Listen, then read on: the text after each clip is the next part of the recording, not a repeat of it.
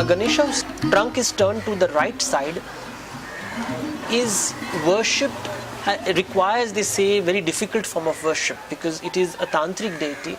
It is associated with the Muladhara chakra, which is the first chakra which has to be awakened for a tantric practitioner. Now, ritually speaking, one could say that a left-sided Ganesha is for the common man, while for the right side, the Ganpati with whose trunk is on the right side is associated with practitioners of ritualistic practices such as the Siddhas, the Nathas, and this whole tradition is to be kept, it has to be kept outside the house, not inside. People aren't sure whether Ganesha has a wife or he does not have a wife. In India, a deity has to be married, must have a consort if he has to be part of the household traditions. If he is not married, he is part of the ascetic traditions.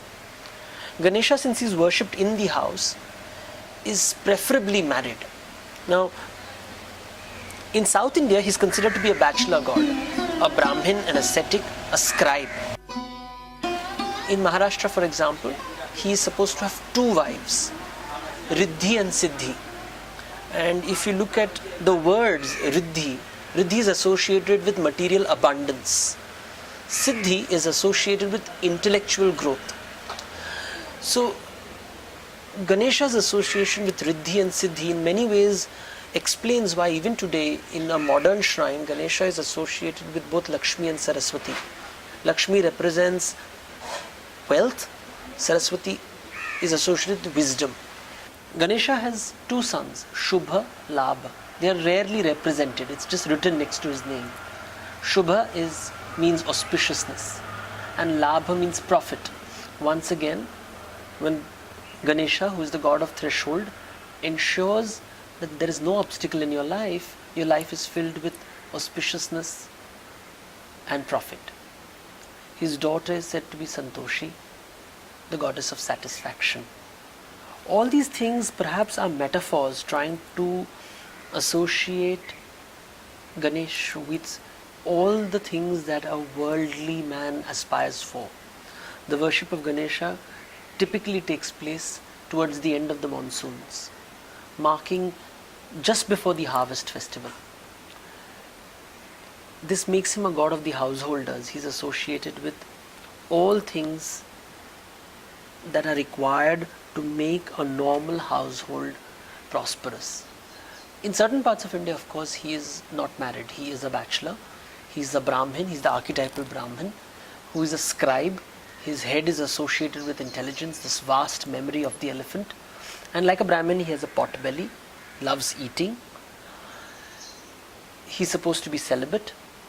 And the story goes that one day his brother and he participated in a competition. His brother is supposed to be Kartikeya. And the two brothers couldn't be more different from each other. He is slim and muscular and he is plump and short. He is associated with war. While Ganesha is associated with more the intellectual pursuits. One could say that Ganesha is brain, while his brother Kartikeya is brawn. And the two brothers once were competing with each other. Shiva said that he would give a mango to the one who went round the world 3 times. Kartikeya jumped on his peacock and went around the world in his peacock 3 times. Ganesha, however, just went round his parents 3 times. His argument was, and Ganesha's argument was, that my parents are my world.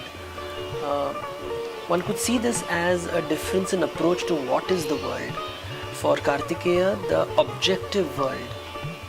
The objective world is the true world, while for Ganesha, the subjective world of thoughts and feelings and his personal space is the real world. One can argue who is the real winner, but according to the Indian scriptures or the Hindu scriptures, it is Ganesha who wins, because the Hindu scriptures give more value to the subjective world, to the personal world. It is this world that we do not want obstacles in. It is in this world that we want auspiciousness in, profit in.